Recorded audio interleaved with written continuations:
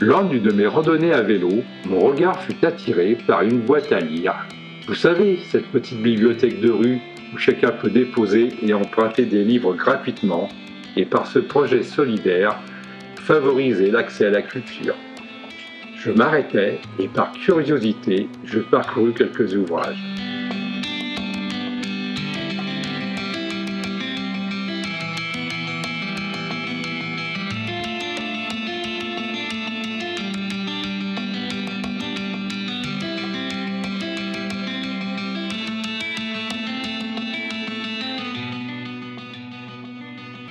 Un volumineux livre ancien, à la tranche dorée, m'attira plus particulièrement. Il traitait de l'Asie au XIXe siècle.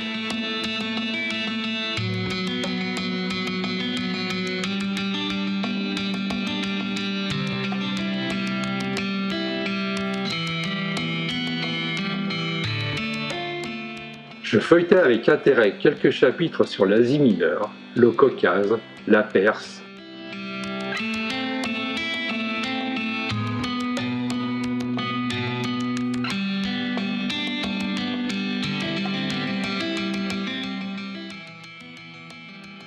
Jusqu'à être intrigué par celui du Turkestan. Ce nom m'était inconnu.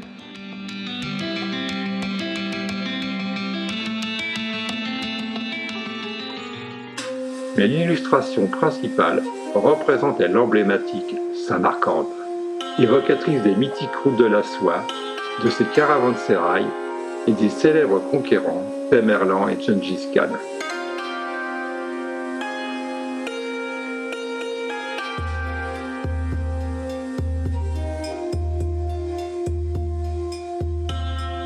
Dès le XVIe siècle, les Russes se lancent à la conquête de leur arrière-pays oriental. Des cavaliers cosaques, aux ordres du tsar Ivan le Terrible, poussent leur monture à travers la taïga et la forêt sibérienne. Plus au sud, les Russes établissent des contacts commerciaux avec l'émir de Boukhara. Mais au XVIIIe siècle, les enjeux européens reprennent le dessus jusqu'à l'invasion de la Russie par Napoléon Ier.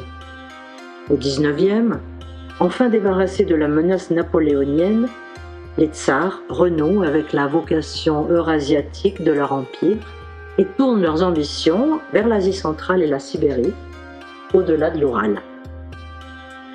Tout au long du XIXe siècle, les Russes vont donc lentement, mais sûrement, conquérir les immenses espaces sibériens et vont vassaliser les khanates, ou royaume turco-mongol d'Asie centrale, peuplé alors uniquement de tribus nomades. Quand le général Bonaparte s'aventure en Égypte avec l'intention de couper la route des Indes, les Britanniques prennent conscience de la vulnérabilité de celle-ci. Soucieux de défendre ce joyau colonial, ils se préoccupent d'en protéger les accès par la soumission des régions limitrophes d'Asie centrale.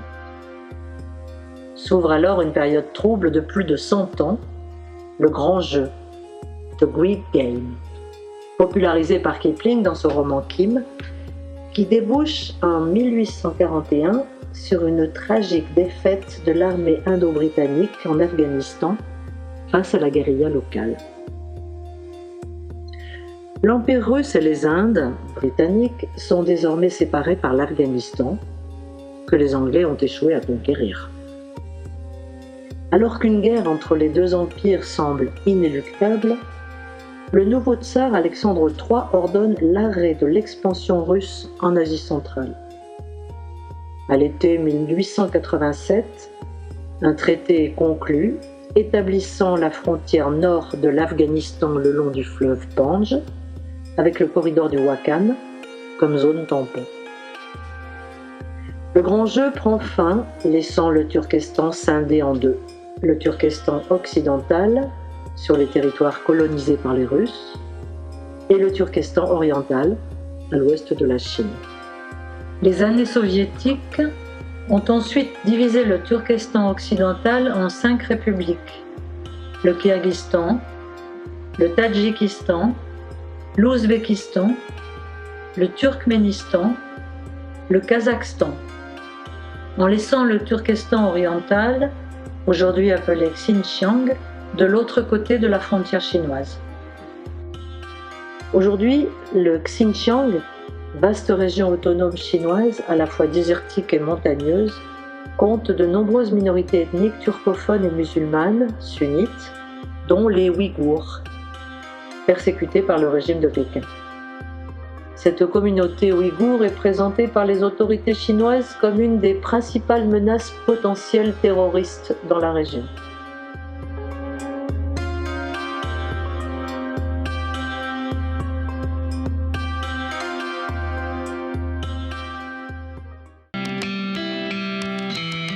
Intrigué par ce Turkestan inconnu, je décide de partir à vélo à la découverte de cette région au parfum de grands espaces.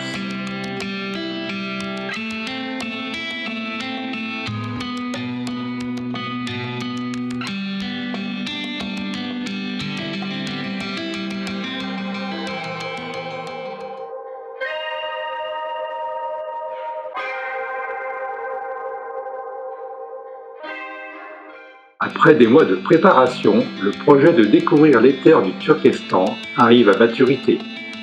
En prologue à mon périple, je partirai avec ma compagne Odile découvrir les joyaux de l'architecture islamique des villes ouzbèques, Samarcande, Bukhara, Khiva et Nourota.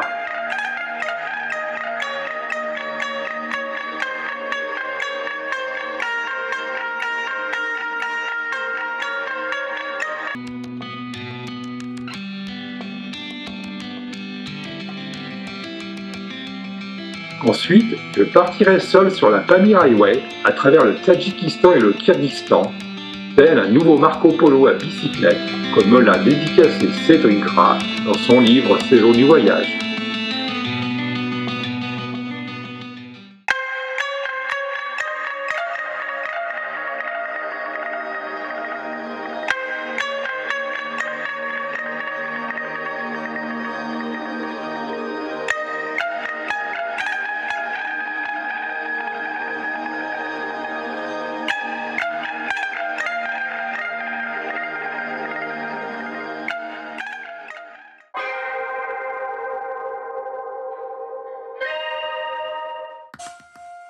Le voyage commence sous la pluie à l'aéroport de Genève. Après l'épreuve de l'emballage du vélo dans un carton, de l'embarquement et des 10 heures de vol via Moscou, nous arrivons enfin à Samarcande.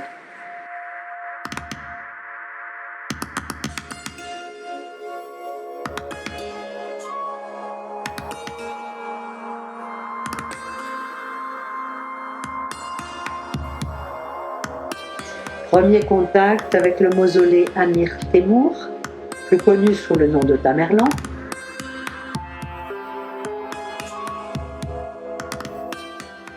Puis nous parvenons à l'emblématique place de Samarcande, le Régistan. Nous nous imprégnons de l'ambiance de la ville par la visite de la nécropole Shaï-Zinda et des multiples médersas ou écoles coraniques dont regorge la ville.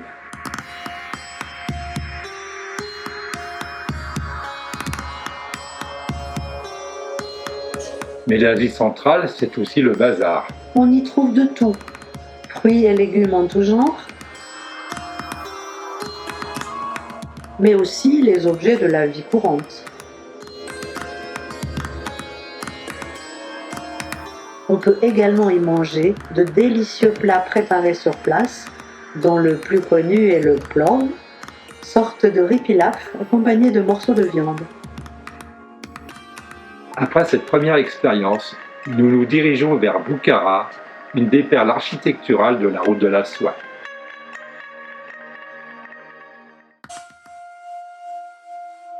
Mais la route de la soie a bien changé.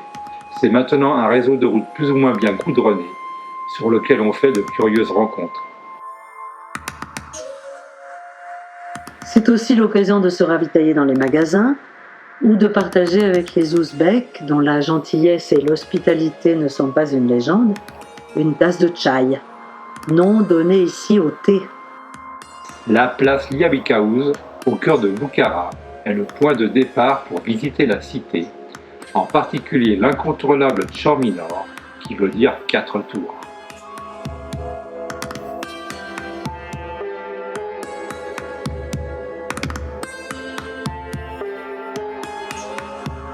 La visite de la citadelle Arc, sous un soleil de plomb, nous offre aussi la chorégraphie étonnante des balayeuses au parapluie. Le somme ouzbek a une valeur dérisoire. Pour faire son marché, il faut se munir d'épaisses liasses de billets, et malgré l'introduction de coupures de 100 000 sommes en 2017, le billet le plus répandu est celui de 1000 sommes, soit 9 centimes d'euros. Lors d'une visite de village, Odile n'a pas résisté à visiter un salon de beauté local pour s'y faire souligner les sourcils, grande coquetterie des femmes ouzbèques, et y découvrir l'épilation des jambes au fil.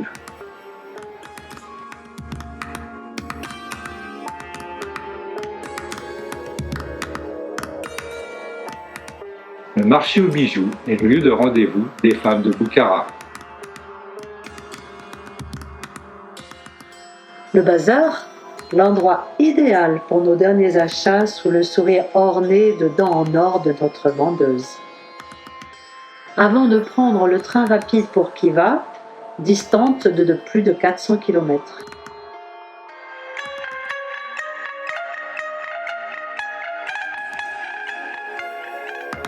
Khiva, point de passage obligé des caravanes au cœur du désert, est entouré d'épais remparts de terre érigés pour défendre la ville contre les invasions barbares venues du désert. Sur la place du minaret, Islam Khoja, haut de 56 mètres, se déroulent, pour le plaisir des visiteurs, des spectacles et danses folkloriques.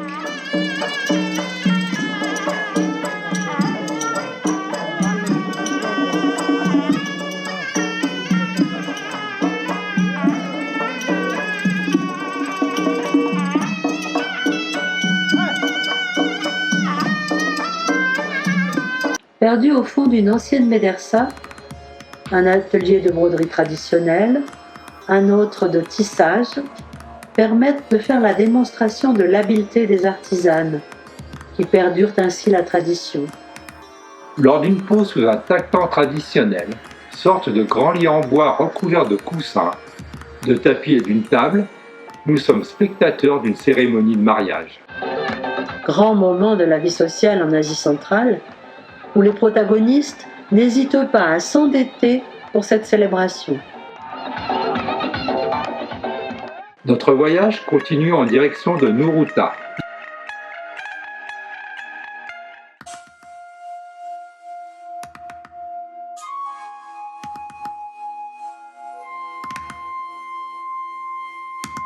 Nuruta, connu pour sa source d'eau, considérée comme sacrée par les musulmans.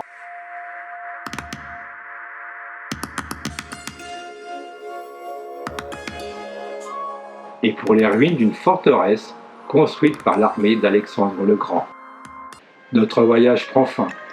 Nous nous dirigeons vers Samarcande par une des routes les plus pittoresques d'Ouzbékistan.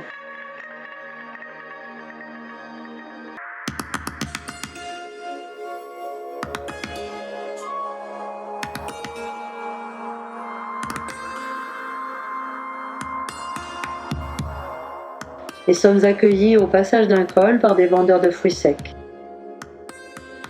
Nous y retrouvons avec plaisir les artistes et artisans locaux, connus pour leur savoir-faire ancestraux.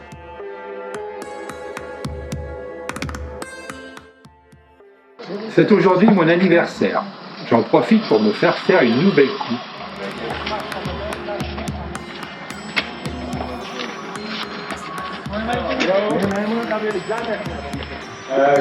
Possible? Yes. Cut hair and small. Ah, miette, How much? et après un marchandage de rigueur, Tell you how much you can. 50,000, Yes. it's okay? Je m'abandonne dans les mains du coiffeur.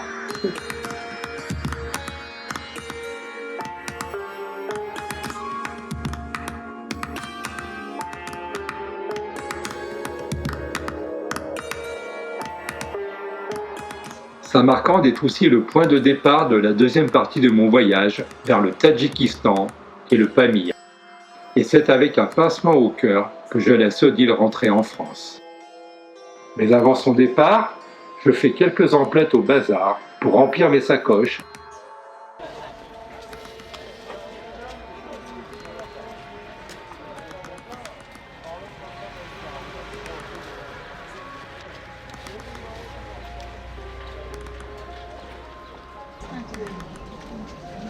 Je 5 kilos. 1 kilo? Да, half kilo. Half kilo.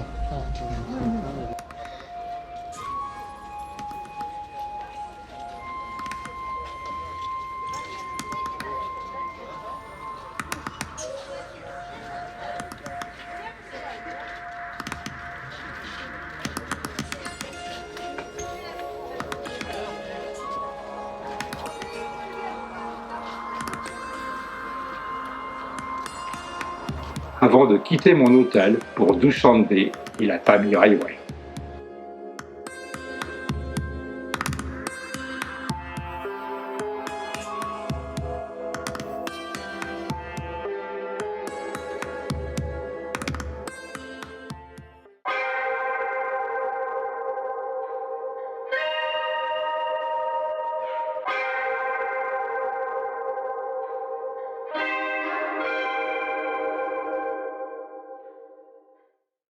Je quitte Samarcande, direction la frontière tadjik, distant de 60 km, souvent escorté par des enfants à vélo.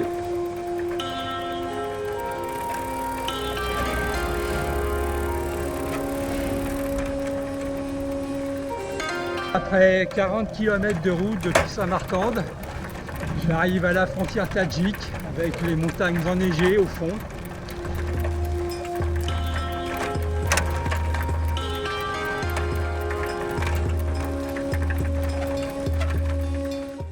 Le passage de la frontière se fait sans problème et je traverse Penjikent, première ville tadjik, pour enchaîner sur une belle route.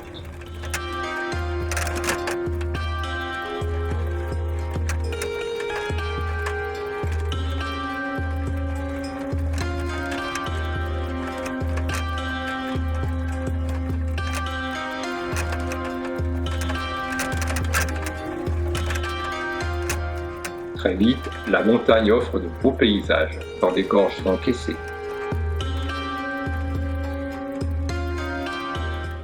Après 3 jours de route, je décide de faire un détour par le lac Iskanderkoul, situé à 2200 mètres d'altitude, surnommé autrefois et avec raison la perle de l'URSS.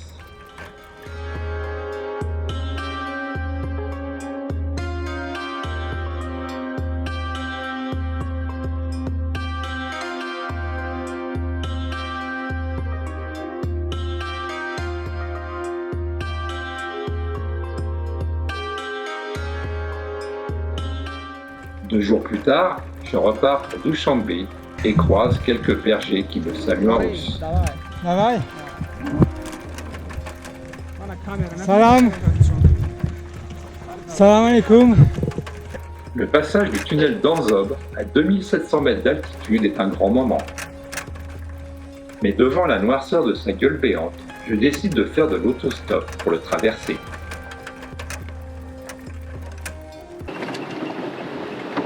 Construit par les Iraniens en 2006, ce tunnel devait comporter initialement 2 tubes. Pour des raisons techniques et budgétaires, un seul fut achevé. Sur ces 5 km de long, l'éclairage inexistant, la route défoncée, les croisements difficiles avec les camions et l'absence de ventilation lui valent le surnom de tunnel de la mort.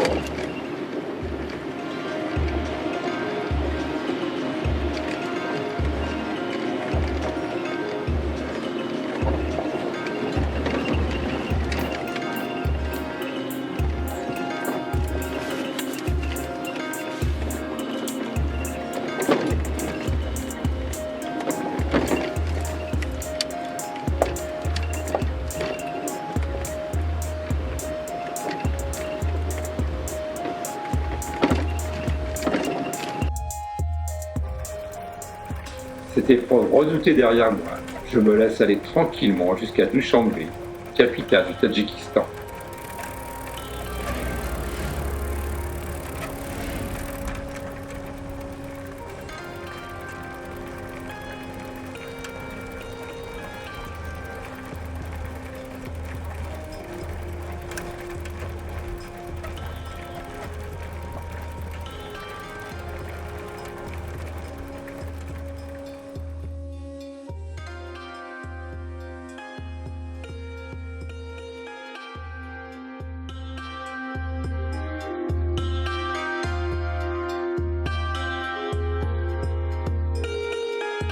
J'en profite pour y acheter une carte SIM afin de communiquer avec mes proches. En Asie centrale, la pression marketing des opérateurs de téléphonie est telle que l'offre est immense et les prix dérisoires. Je passe également au bazar, construit récemment, pour y faire mes achats avant de reprendre la route pour Korog.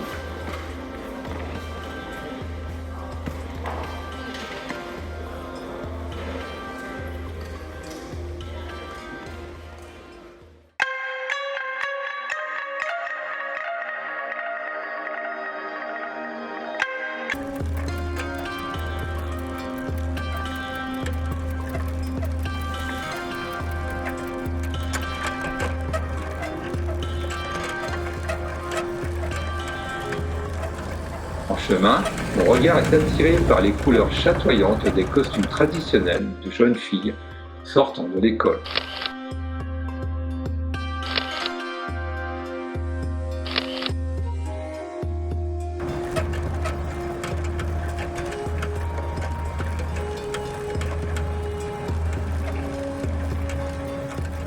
Pour se restaurer, les opportunités ne manquent pas sur le bord des routes.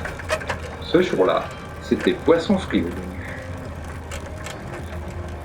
Et pour digérer, un petit tunnel en bien meilleur état que celui d'Anzop, franchi à vélo, non sans avoir failli laisser un mollet.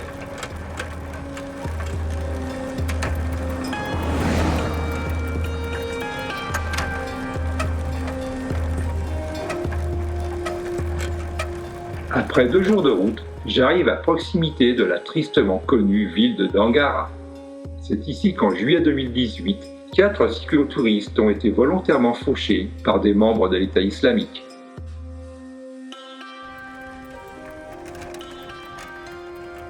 Le Tadjikistan est frontalier avec l'Afghanistan, et malgré la vigilance du gouvernement tadjik, les incursions de terroristes ou de talibans sont toujours possibles.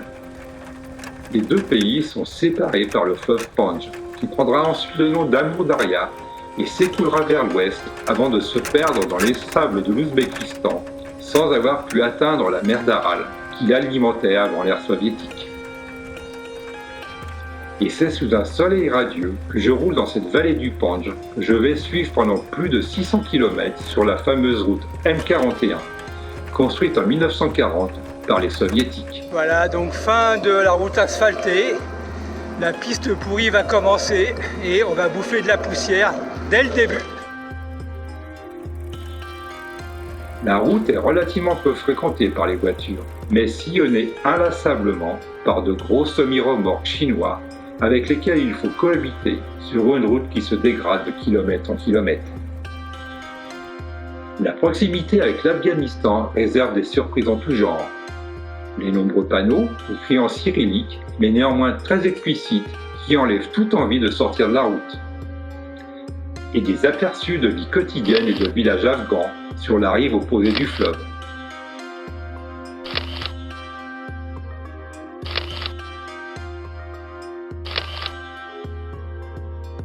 Ce projet de planir à vélo, je l'avais étudié et conçu pour le faire seul.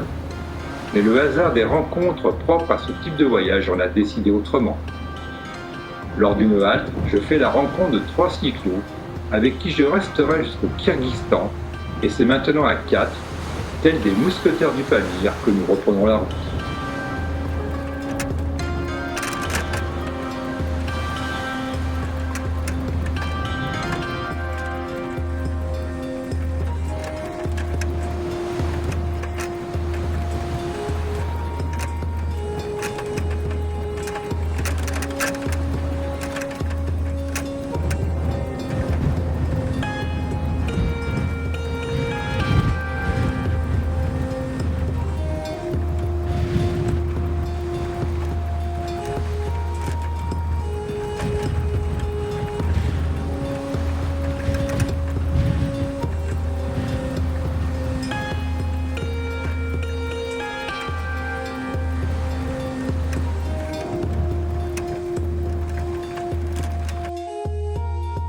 Korog, capitale du Haut-Badakhshan, est une province autonome de la partie orientale du pays et la porte d'entrée pour le plateau du Pamir.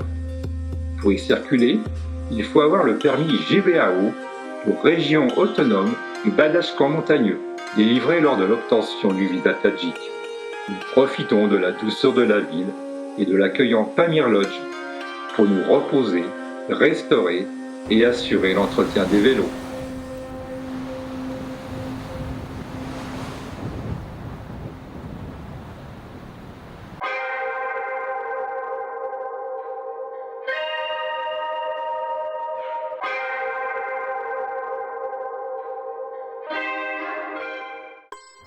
Nous reprenons la route pour la vallée du Wakhan en longeant toujours le Panj.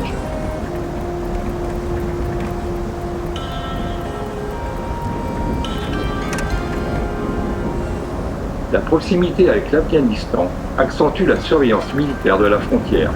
Les postes de contrôle y sont fréquents, mais la vérification des passeports et permis de circulation toujours cordiale.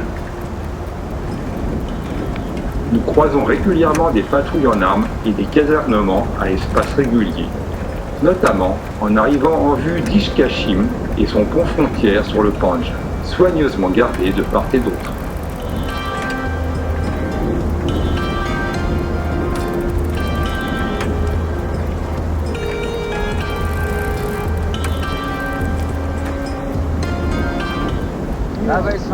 No, because we got a slogan. He has to. It's fine. But it's too tiny. Point. It's too tiny. I need big one. Nous découvrons la ruralité de la vallée du Wakhan et ses paisibles habitants, des Wakis, d'obédience ismaélienne, branche de l'islam chiite.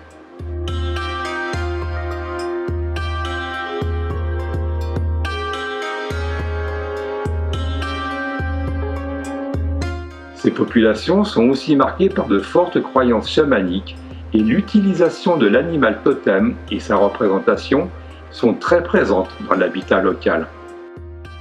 Langar, dernier village du Wakhan avant la montée au plateau du Pamir. La montée en altitude et la pénible ascension du Kargouche Pass à 4340 mètres m'obligent à mettre pied à terre.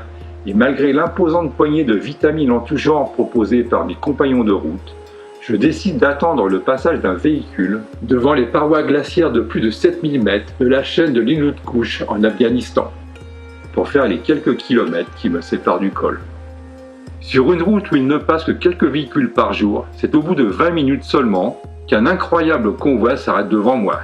Le bibliobus aménagé d'une famille népalo-française parcourant le monde et le fourgon d'une famille roumaine. Et c'est à bord de ce singulier équipage que j'arrive au checkpoint avant le passage du col. Avec un peu d'avance et ragaillardi par la belle rencontre avec ces familles, je retrouve pour un bivouac au bord d'un lac à plus de 4000 mètres mes compagnons de route et un cyclo parcourant la Pamir Highway en sens inverse avec comme toute sacoche un baluchon.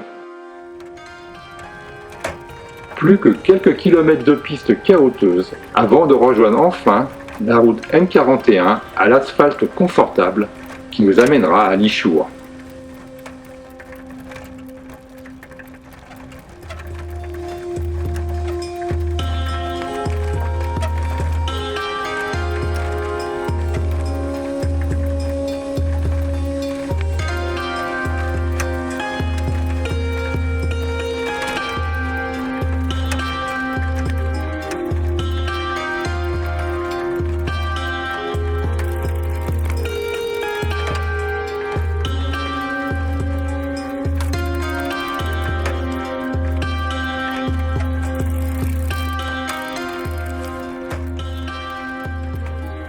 Alishour, ville fantôme, sans électricité, d'une extrême désolation, et située dans un décor à la Mad Max, est peuplée d'étonnants personnages.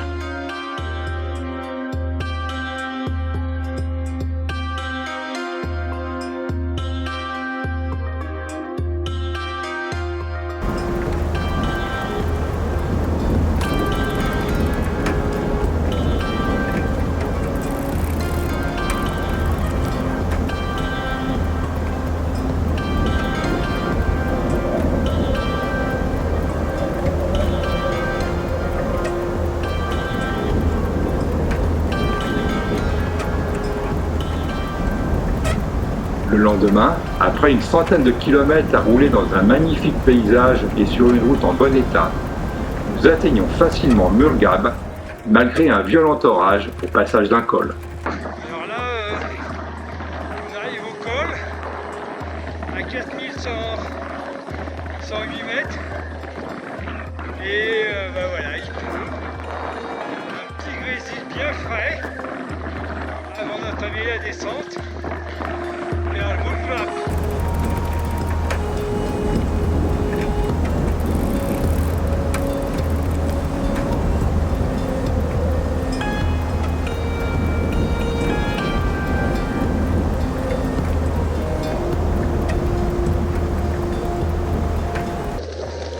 Alors ça, c'est un des panneaux que je préfère sur la route.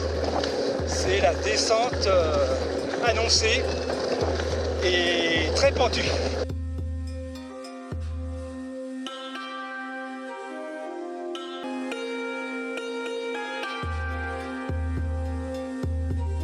Nous arrivons à Mouldgab, dernière ville tadjik avant le Kyrgyzstan.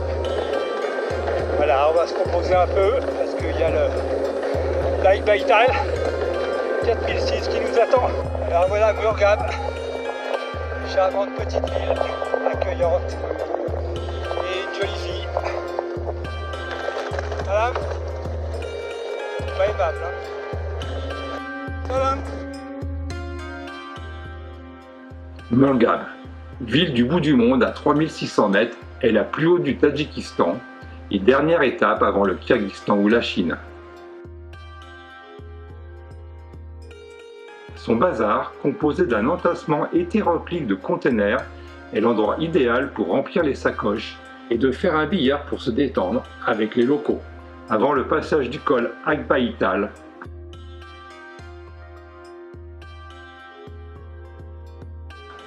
Lors de notre passage, la télévision de l'hôtel Pamir proposait le dîner de con alors qu'il neigeait dehors.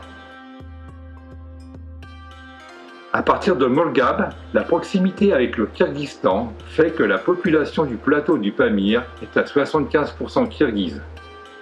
La vie est réglée par deux horaires différents, l'heure de Korog au Tadjikistan et l'heure de Bishkek au Kyrgyzstan. Plus que 417 km avant Osh, deuxième ville du Kyrgyzstan, mais encore de belles expériences à découvrir.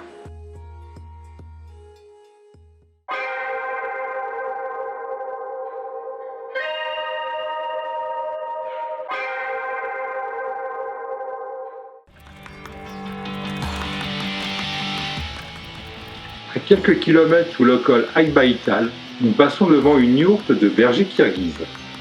L'accueil et la gentillesse de ces bergers de montagne nous font passer un agréable moment en leur compagnie, malgré la barrière de la langue. L'ascension finale du col passe sans problème. Nous vivons à plus de 4000 mètres depuis 10 jours et notre organisme est maintenant acclimaté.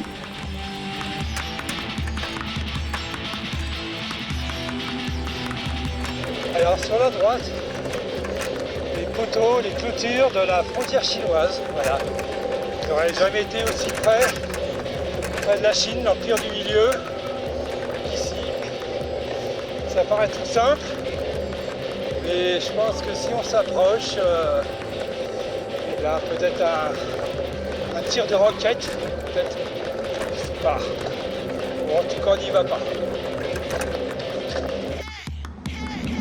Ladies and gentlemen, we are here at 4,100 meters altitude, the high plateau on here, and we are with our friend and Hervé, who is the master of this. And he just told me that he wants to cat the border in China.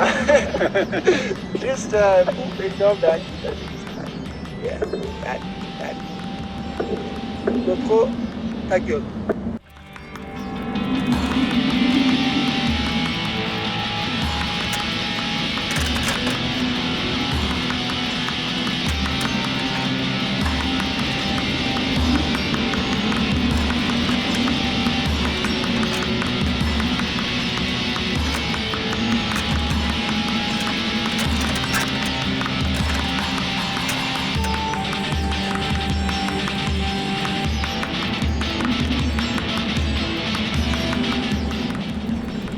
Nous arrivons au col tant redouté, point culminant de la Pamir Highway, presque facilement, et l'altimètre d'Andrei nous confirme son altitude.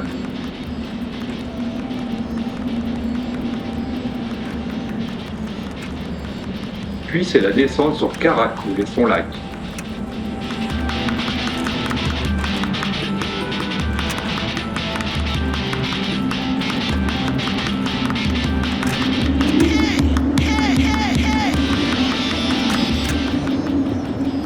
Nous sommes maintenant à 50 km du Kizillarg Pass qui fait frontière avec le Kyrgyzstan et marquera la fin de la Pamir Highway. Après une nuit de bivouac et un bon petit-déj à la cafétéria de Karakul, nous décidons de prolonger notre aventure sportive et humaine en redescendant sur Korog par la magnifique vallée du Bartang en empruntant une piste sauvage et peu fréquentée. Nous remonterons ensuite à Karakul par la route N41 en taxi collectif pour finir ce trajet hors norme à vélo. Même si jusque-là la route était parfois en mauvais état, maintenant l'ambiance change complètement. C'est à travers une piste caillouteuse, à peine marquée, constamment balayée par les vents, que nous devons chercher notre itinéraire. Les kilomètres et les journées s'égrènent dans un magnifique paysage sauvage et minéral, mais toujours avec un vent fort de face avec lequel il faut lutter.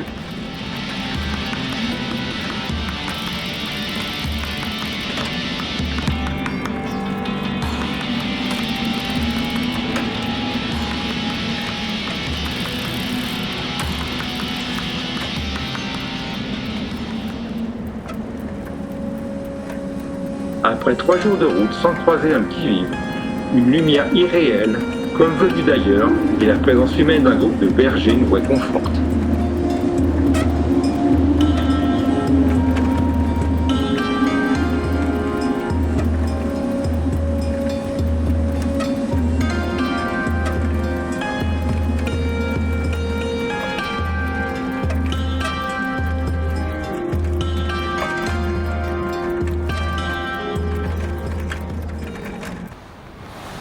Le lendemain matin, le vent est tombé. Nous reprenons la piste où d'autres difficultés nous attendent. Jour après jour, la vallée du Bartang déroule ses surprises et rencontres.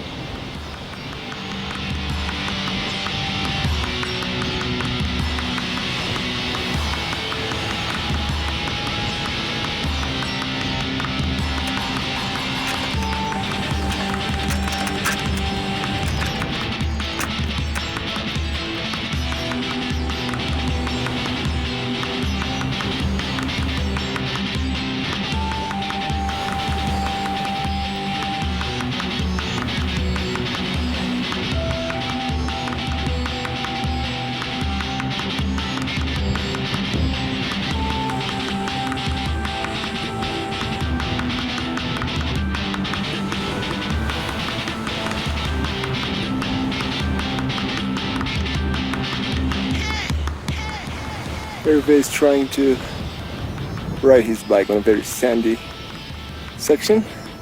Actually, the sandy section is here, but we try to avoid it a bit. But it's still very sandy. Allez, monsieur Hervé! C'est dur, hein? C'est chiant.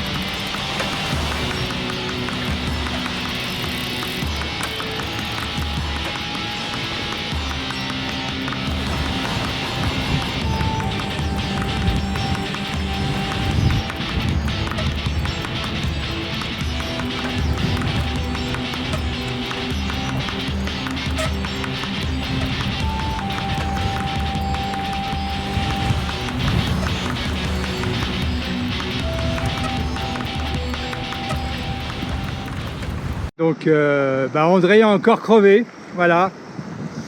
Et faut réparer au bord pour la 3e fois. Les roues par terre. Mais bon, super beau paysage. Nous sommes surpris de trouver dans cette vallée reculée des habitants ayant un bon niveau d'anglais et avec qui les échanges sont toujours riches. Andrei.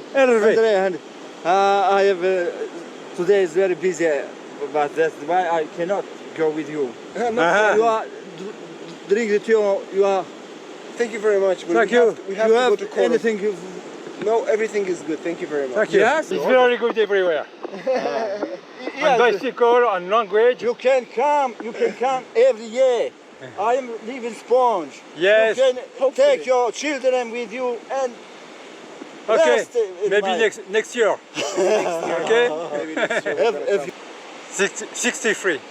63? Yeah. I'm 63 too. But I'm not pensioner. I work in the primary school. I'm in the primary school. In the village? You're a teacher? In the primary school. From you learn teacher. Learn the teacher. Right, real right. English, Russian, and Tajik language. I learn. Alors depuis 3 jours, il fait très beau, la neige doit fondre et donc là on peut voir les eaux tumultueuses qui descendent vers la vallée.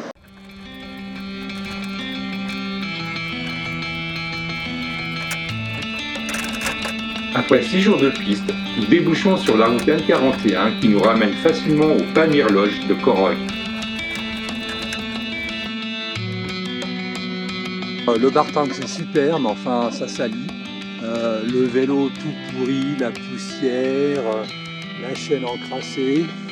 Là mon ergot de porte-bagages est complètement arraché suite aux trépidations de la route. Donc l'état du vélo. Par contre, on l'a fait clean, puisque 300 km de Bartang, un cyclo ça consomme, donc on ramène les poubelles, bouteilles de gaz, boîtes de conserve, papier, on n'a rien laissé derrière nous, si ce n'est quelques petites feuilles de PQ planquées sous les pierres. Donc on va nettoyer tout ça et puis repartir pour terminer ce beau voyage sur le plateau du Pamir. Pour remonter sur le plateau du Pamir à Karakol, nous affrétons un taxi direction Murghab.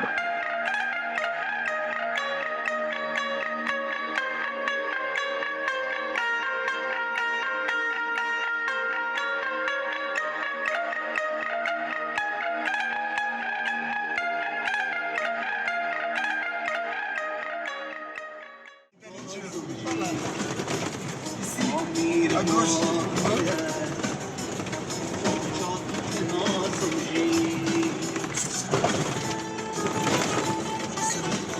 Meilleur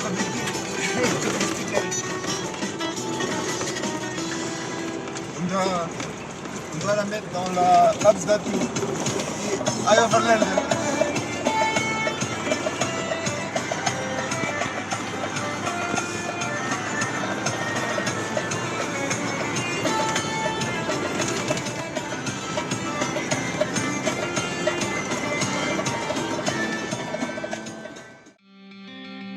Éreinté par une conduite difficile sur la M41 pendant plus de 8 heures, notre chauffeur nous laisse à Murghab que nous retrouvons avec plaisir pour quelques heures avant de trouver un drive de nuit pour Karakul dans un camion digne du salaire de la peur.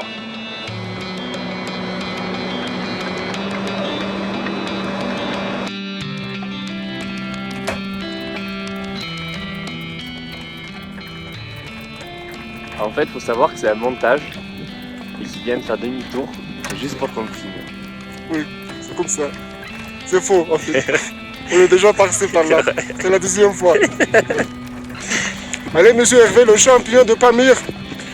Allez, vers le Kyrgyzstan. Bon, tu peux rentrer maintenant, Hervé.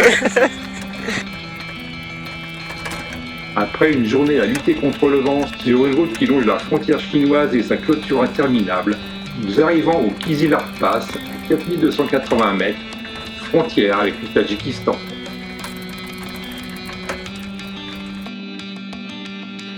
De l'autre côté du col, nous sommes surpris de trouver des pâturages verdoyants qui tranchent avec la minéralité du plateau du Pamir. Puis c'est une descente agréable et souriante sur Saritash, carrefour des routes menant à la Chine et l'Ouzbékistan. Laissant le Tadjikistan derrière nous, c'est là que s'achève la route avec mes compagnons.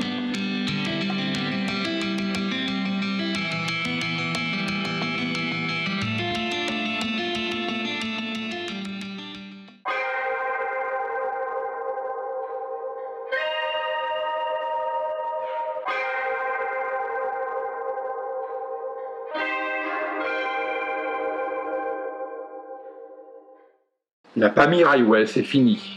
Avec Andrei le Roumain et Philippe le Français, j'ai vécu 4 semaines d'efforts, d'amitié, d'entraide et de bons moments sur cet itinéraire mythique hors du commun.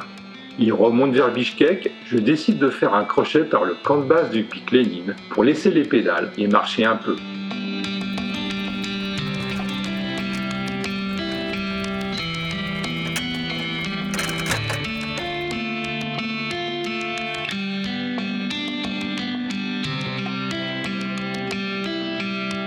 Situé à 40 km de Saritash, Sarimogol est le Chamonix local pour le pic Lénine, culminant à 7134 mètres d'altitude. Objectif majeur lors de l'ère soviétique, les alpinistes d'État qui échouaient à son ascension étaient envoyés au goulag.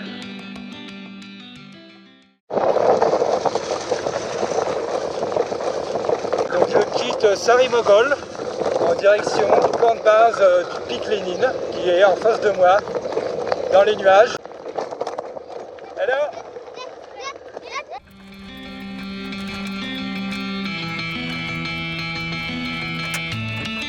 Situé à seulement 3600 mètres, le camp de base est aussi le point de départ pour des randonnées plus modestes.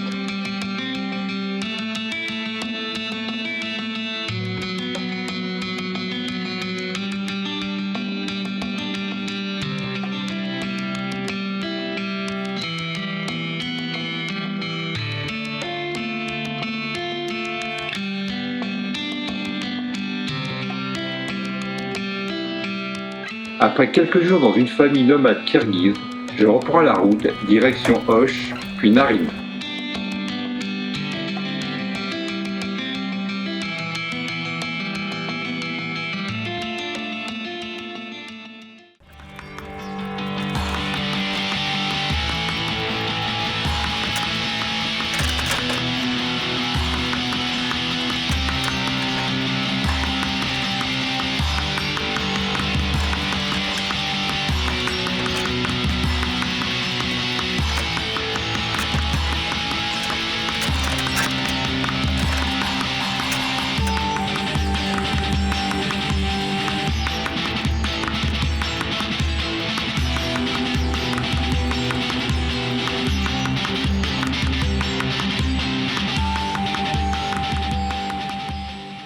Depuis Naryn, je me dirige vers un jaïlou, pâturage d'été des bergers kirghizes, pour changer de selle et enfourcher celle d'un cheval, faire quelques jours de randonnée équestre et partager ainsi la vie des nomades.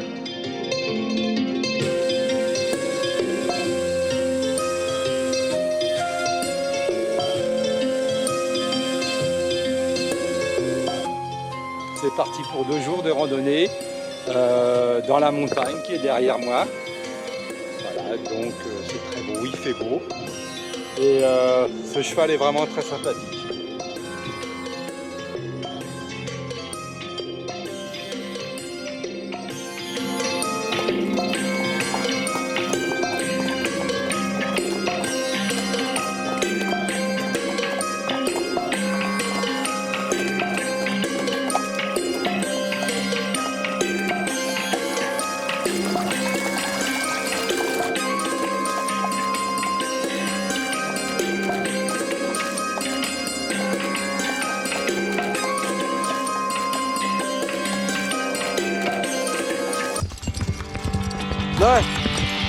Let's go!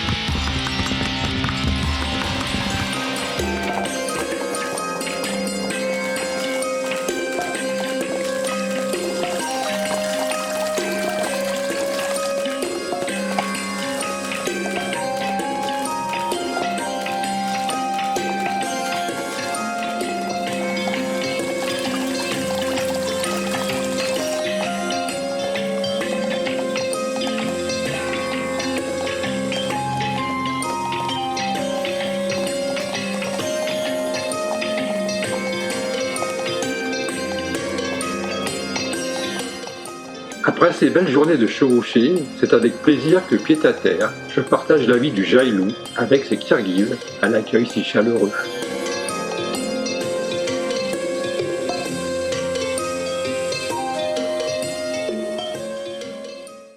La fin du voyage approche, dernière étape, le lac Songkoul, perle du Kirghizistan à 3000 mètres d'altitude, où se situe un grand rassemblement populaire kirghize.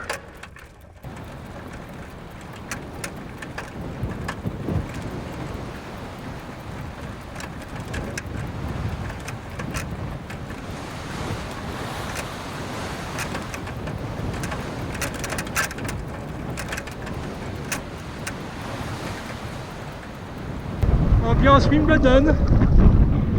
On pourrait faire un petit match de tennis, mais bah non, il y a trop de vent. Il y a du vent, donc je suis à l'extrémité ouest du lac Songkoul et je lutte contre le vent, car en vélo, une constante, toujours la même, c'est qu'on a toujours le vent de face. Et en plus on est à 3000 mètres d'altitude, donc voilà, je suis un peu essoufflé.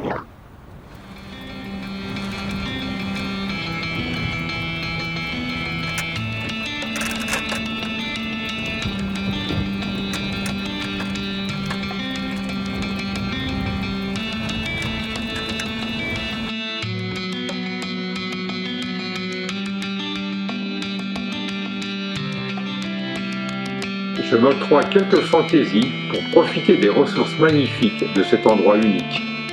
Alors voilà, je me suis tapé 20 km de piste, de tôle ondulée, pour aller grimper sur cette petite falaise de granit qui rappelle un peu le granit de la Corse.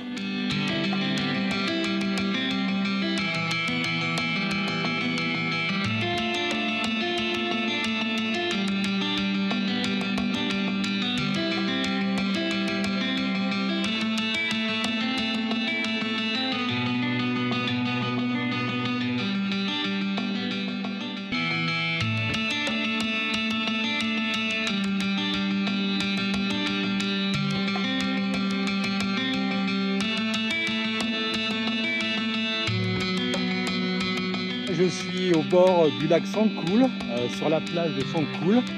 Le lac est à 3000 mètres d'altitude. Une magnifique plage où il n'y a pas grand monde. Quelques bousses de vaches, mais bon, ça fait partie du paysage. Et puis, aujourd'hui, il n'y a pas de vent. Il n'y a pas de vent, donc je vais tenter une baignade. Je ne sais pas à quelle température est l'eau, mais je vais bientôt le savoir parce que j'ai laissé ma montre dans l'eau. Et on va aller vérifier tout de suite. La montre est dans l'eau depuis une demi-heure. Et donc l'eau est à 14,6 degrés. Donc, je me suis mis en tenue de maillot de bain.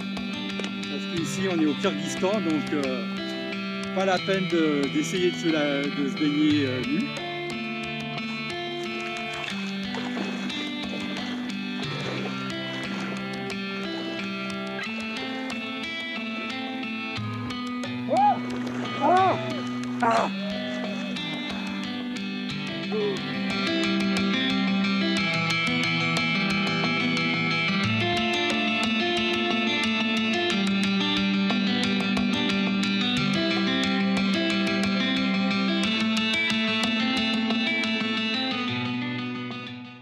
Avant le début de la fête, la famille qui m'accueille m'invite à assister aux préparatifs d'un repas traditionnel.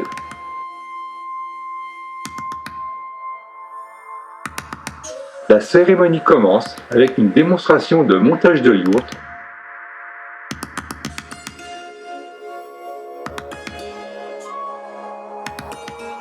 puis la présentation de l'artisanat local, avant d'enchaîner par le célèbre Koboru, jeu de cheval pour le moins viril, où tous les coups sont permis pour amener une carcasse de chèvre au centre d'un pneu situé au sol.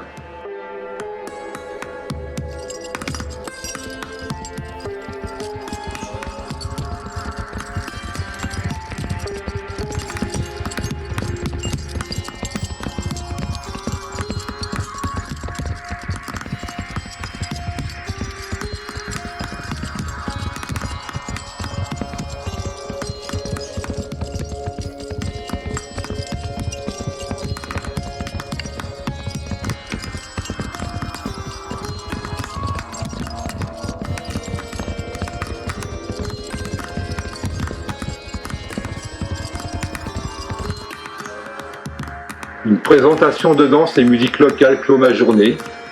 Le crépuscule gagne le lac et les montagnes environnantes.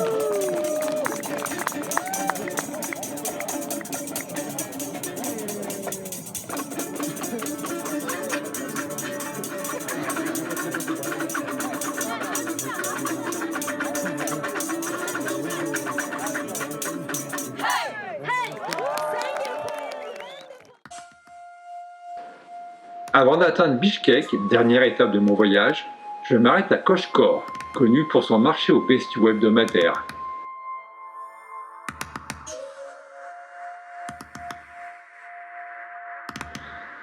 Lieu de rencontre et d'échange des Kirghizes de la région, en quête d'une bonne affaire, les marchés conclus se paient en épaisses liasses de billets avant de sceller la vente à l'autre bout du bazar, où les vendeurs de shashlik s'affairent depuis l'aube et les vendeuses de vodka préparent les verres qui sont allègrement bu autour d'une table.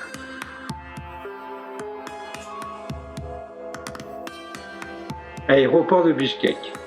Le carton d'emballage du vélo sur le dos, c'est ici que s'achève le voyage au Turkestan.